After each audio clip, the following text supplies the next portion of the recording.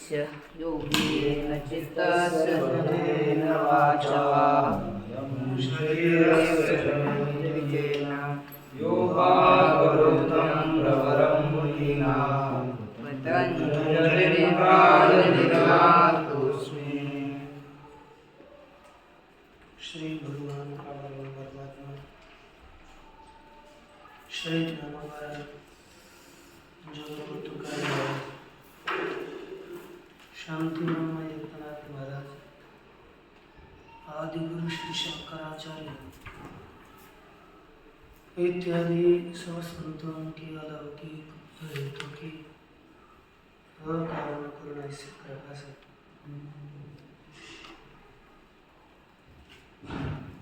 योग सूत्र का विचार करते हुए हम लोग 28 सूत्र तक विचार कर चुके हैं। इसके पहले हम विचार करेंगे थोड़ा अनुवाद करके बोला श्री ज्ञानपर जगत तुकार महाराज शांति ब्रह्म एकनाथ महाराज आदि गुरु श्री शंकराचार्य इत्यादि सब संतों की अलौकिक हेतु की अवकार करुणा ऐसी कृपा से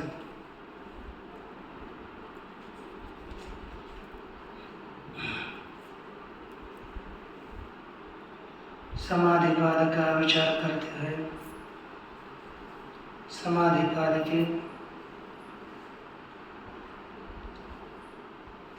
तज्जपस्तदर्थ भावन में इस सूत्र का विचार हुआ, उसके आगे की सूत्र का विचार देखेंगे। देखिए, स्वाध्याय योग संपत्त्या परमात्मा प्रकाशते इति ये भाग है ना, किंच अस्य भवति, किंच और अस्य ईश्वर के साधना से इस योगियों को क्या होता है, क्या लाभ मिलता है, वह लाभ प्रस्तुत में बता रहे हैं। तथा प्रत्यक्ष चेतनाधिगमो अंतराभावश्च तथा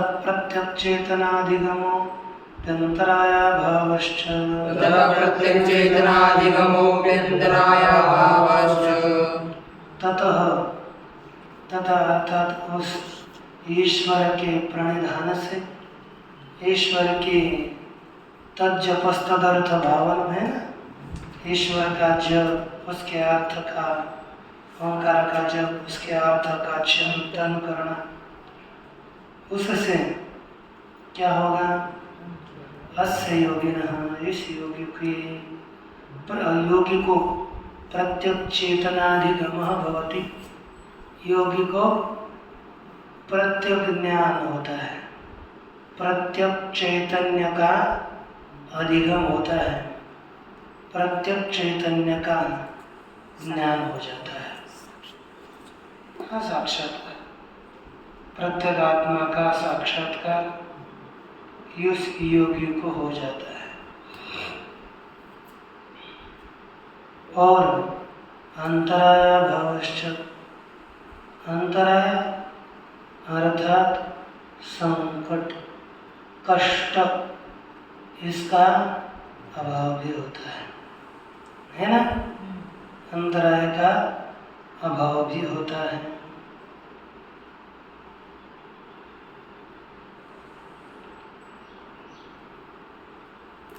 देखिए आगे, ये तावत अंतराय का जितने भी अवरोधक होंगे ना, जितने भी प्रतिबंध होंगे, वो भगवान के जप से प्रतिबंध का अभाव हो जाता है।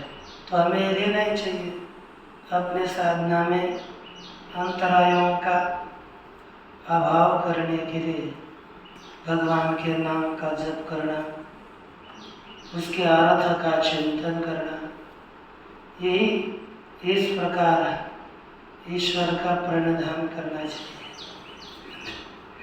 तब लाभ होता है। नहीं तो कुछ लाभ नहीं होता।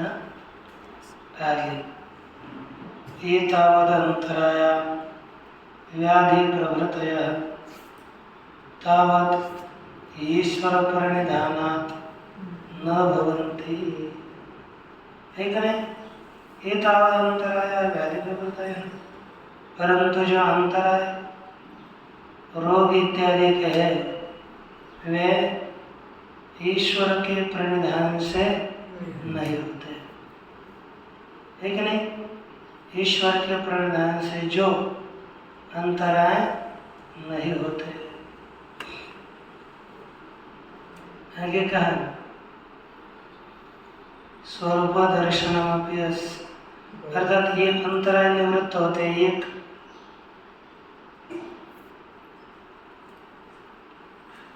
दूसरा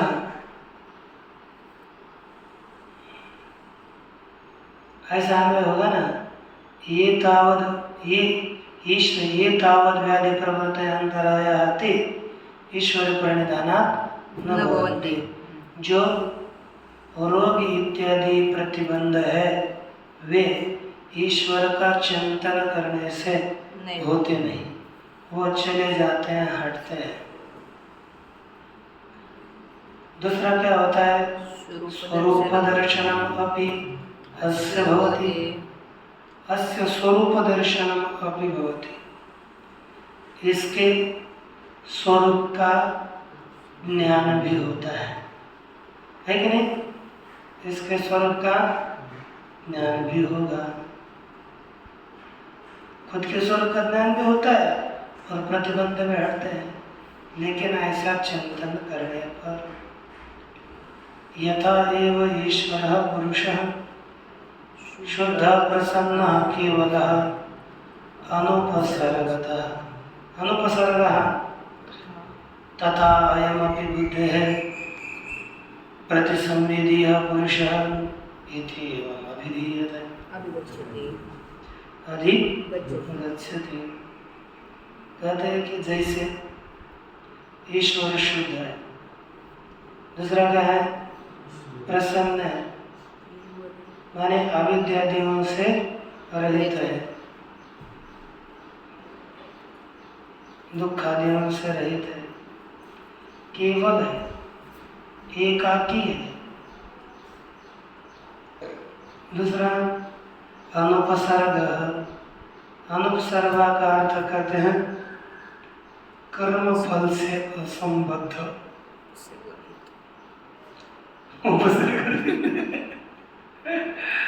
कर्म फल से असंबद्ध, कर्म विपाकहीन इति भास्वते।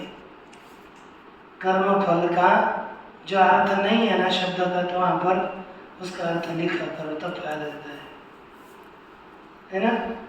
केवल अनुपसर्ग अर्थ कर्म के फल से रहित।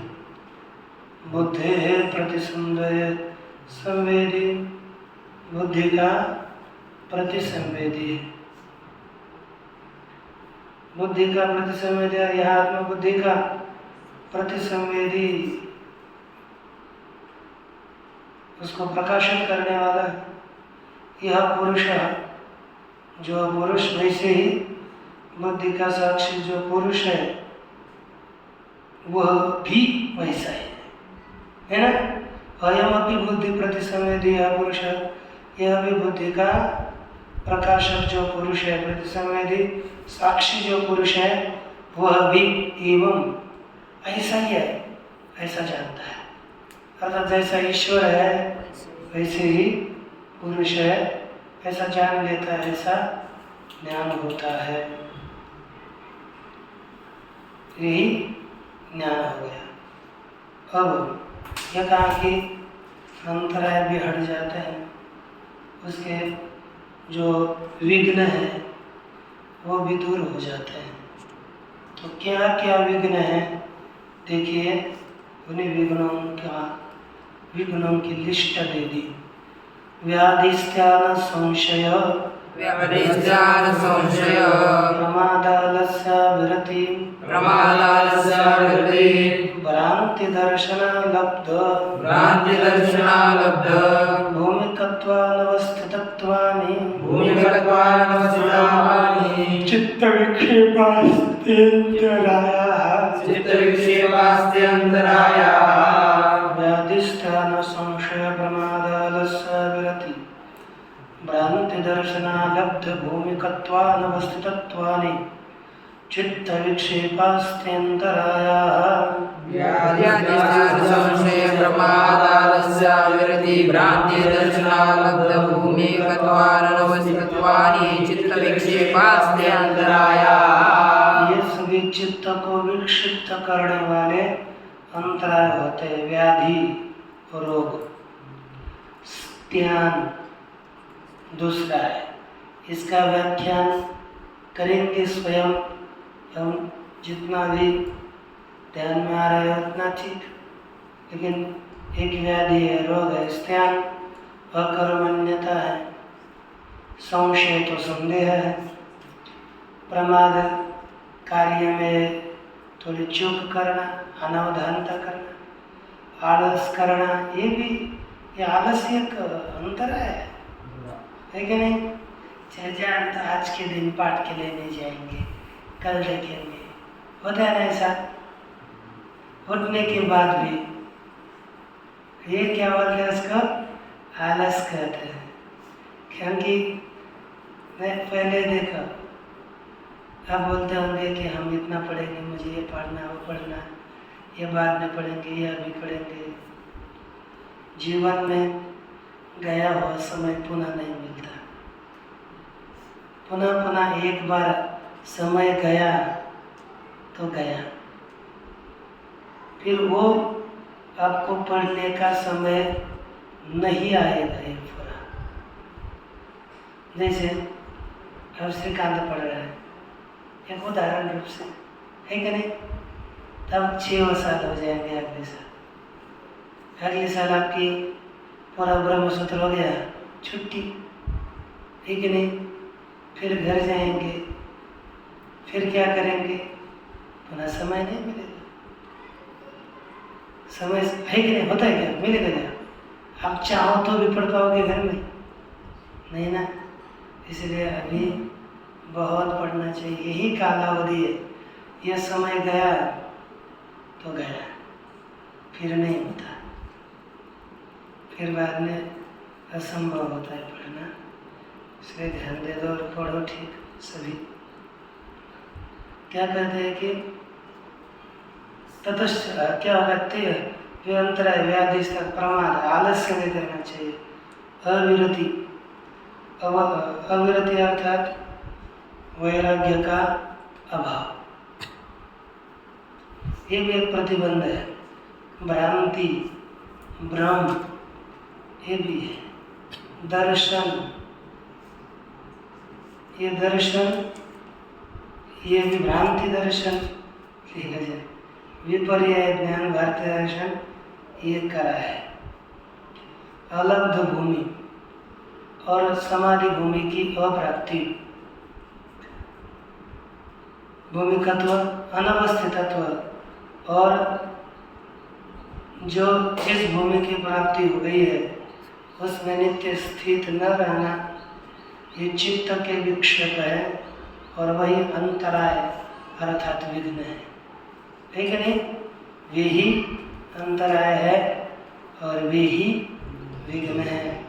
इसलिए ठीक तरह से कोई भी साधना हो, पर अपना जो अभी तो ये काल पठन पाठन का है, ये काल ज्ञान ग्रहण का।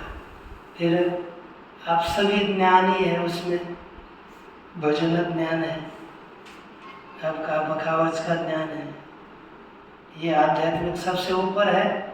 अध्यात्म शास्त्र ज्ञान है, सब कुछ ज्ञान है। ये सब कुछ प्राप्त करने में ही पूरी जान लगाने देनी चाहिए, पूरा प्रयास इसी के प्राप्ति के लिए होना चाहिए, तब ये प्राप्त होगा। और आलस्य में होता है, आलस करके सो जाना। आलस तो एक तमोगुण की वृत्ति है, अंदर से होता है, शरीर जड़ पड़ना वगैरह, ये आलस है। और प्रमाद का क्या है, जाने दो कल देखेंगे, आज थोड़ा ये कर लेंगे, वो कर लेंगे, ये स्वयं ही प्रमाद करना, स्वयं ही विचार करके छोड़ देना। और आलस्य का फल प्रमाद है, लेकिन आलस्य अंदर ही होता है। शरीर बैठे पाठ में तब प्रमाद नहीं, पाठ के लिए आया ही नहीं, वो प्रमाद होता है। पाठ में बैठा तो भी निद्रा आ जाती है, यह आलस्य हो गया। और प्रमाद क्या है, ध्यान न देना, इधर उधर का विचार करना, कुछ करना, पाठ में प्रतिदिन न जाना, ये खुद नहीं, इसको आलस्य अलग होता है। बाद में बताएंगे जब आएगा तब।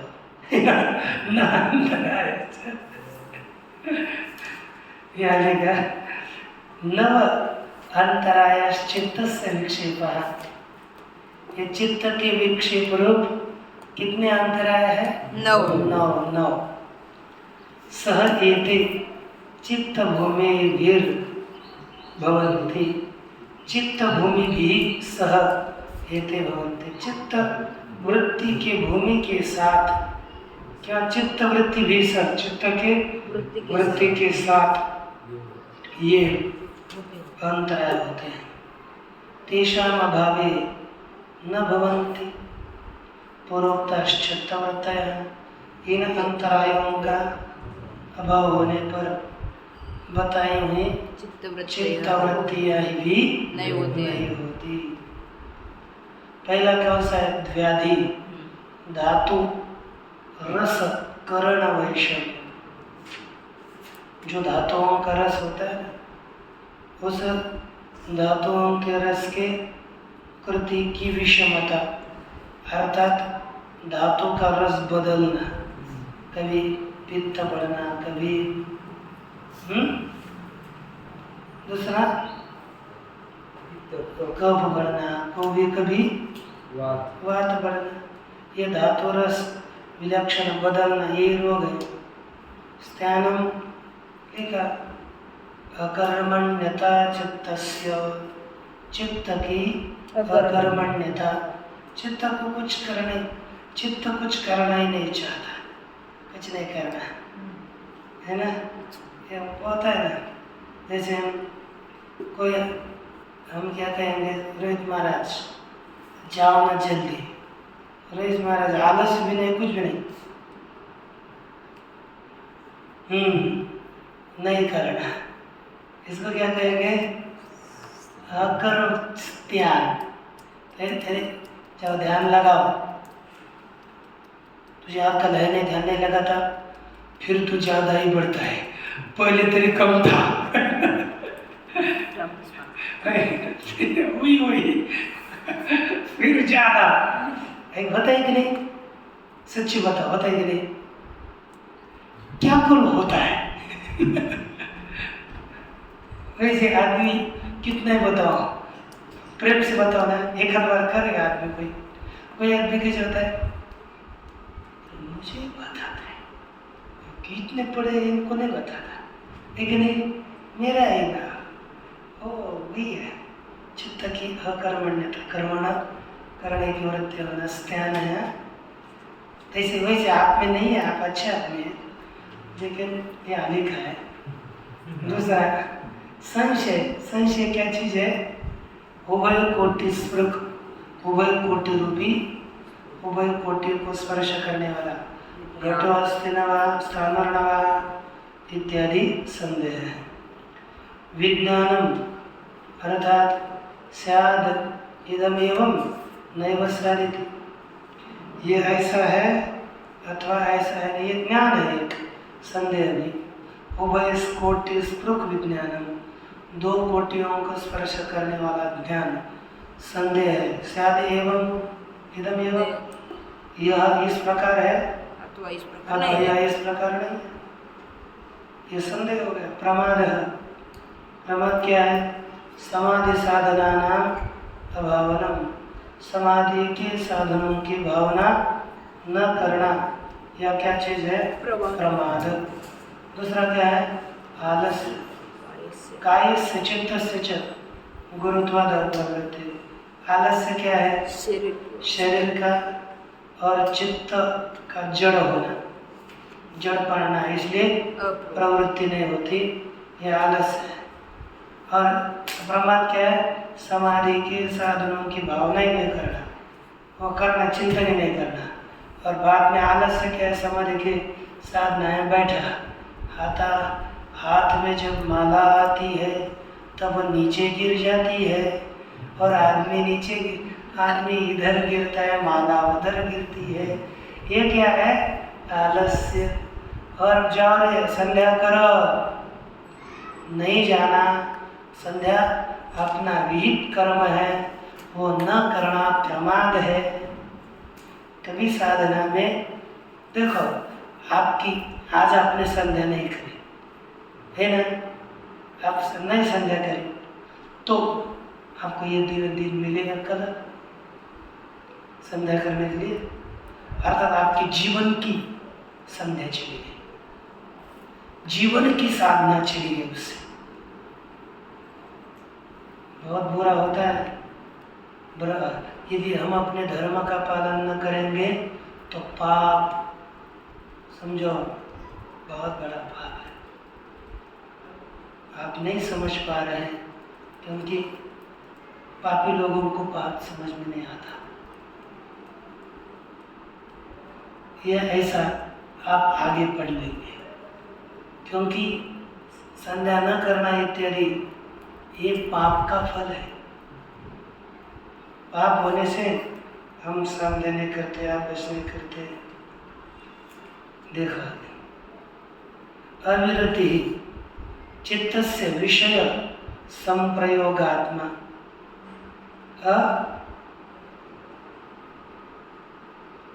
गर्ध लिखा है, क्या लिखा है? गर्ध माने चित्त का विषय के साथ संबंध करना, इस प्रकार की जो लालसा है, विषय संप्रयोगात्मा गर्ध, इच्छा, लालसा, वही अविरति है। अर्थात लगता है कि चित्त का विषयों के साथ संबंध करने की इच्छा होना है ना, विषय उपभोग की इच्छा, वैराग्य है। भ्रांति दर्शनम अर्थात विपर्य ज्ञान, विरुद्ध ज्ञान, स्वराज्य में सर्प जैसे। अलब्ध भूमिकत्वम, समाधि भूमिका अलाभ, अप्राप्ति, समाधि भूमि अलाभ, समाधि के भूमि की अप्राप्ति, अलब्ध भूमिकता है। अनवस्थितत्वम, अवस्थित न रहना, लेकिन समाधि की तत्त भूमि में लाभ होने पर भी स्थित चित्त उसमें न टिके रहना। यह लब्धायाम भूमौ, जिस प्राप्त हुए भूमि में चित्त की अप्रतिष्ठा और अनवस्थित है। समाधि प्रतिलंबे भी ही तद अवस्थितम स्यात्, समाधि का लाभ होने पर भी उसकी प्राप्ति होती है। इति एते चित्त विक्षेप नव योग मलाह, ऐसे यह चित्त के विक्षेप नव योग के मल है। योग प्रतिपक्ष, योग के प्रतिपक्ष विरोधी है।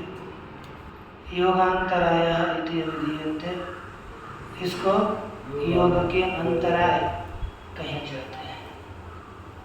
यही योग के अंतराय है। तो आगे देखो, दुख दौर्मनस्य, अंगमेजयत्व, श्वास प्रश्वास, विक्षेप स भुवः,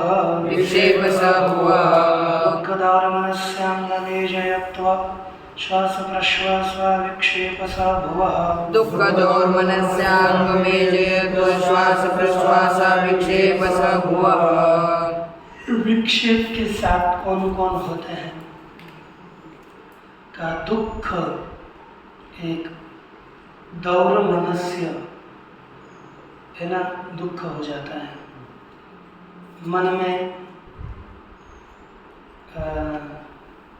अच्छी वृत्ति नहीं रहती, चित्त में क्षोभ हो जाता है।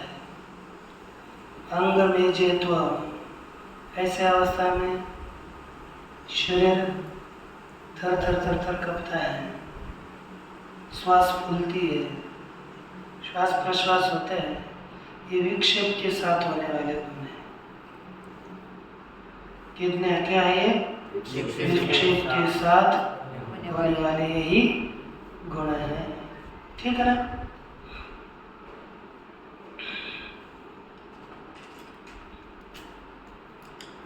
आगे दुखम आध्यात्मिकम, क्या लिखा? दुःखम आध्यात्मिकम। दुख है कौन सा है? आध्यात्मिक दुख है। दूसरा आध्यात्मिक दुःख दुख है। आध्यात्मिक दुःख अभिहताः प्राणिनः, जिस दुख से पीड़ित हुए लोग सभी जीव, तदुपघाताय प्रयतन्ते, उस दुख के नाश के लिए प्रयास करते हैं। कहते कि नहीं? तद दुखम, उसी को कहते हैं दुख। दौर मनस्सम, कभी कभी इच्छा जितनी करी, इस इच्छा का नाश हो जाए। इच्छा अभिघातनाथ चेतसः क्षोभ, इच्छा का अभिघात होने से चित्त का क्षोभ होना, चित्त क्षुब्ध होना।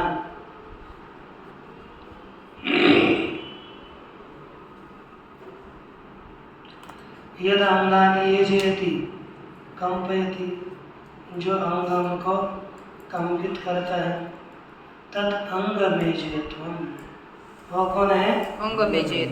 अंग मेजयत्व का हिलना, थर थर कपना।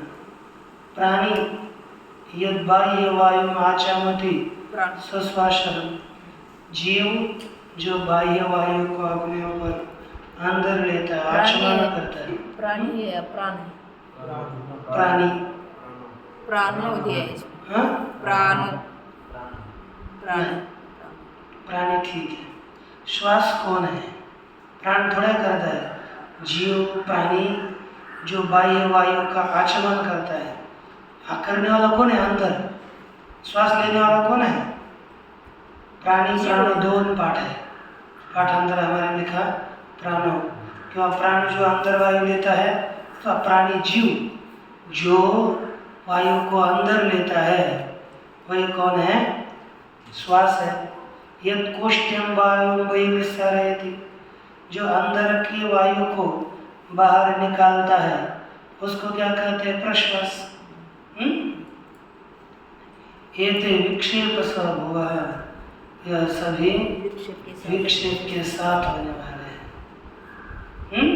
विक्षिप्त चित्त से एते भवन्ति, विक्षिप्त चित्त के यह सब दोष होते हैं।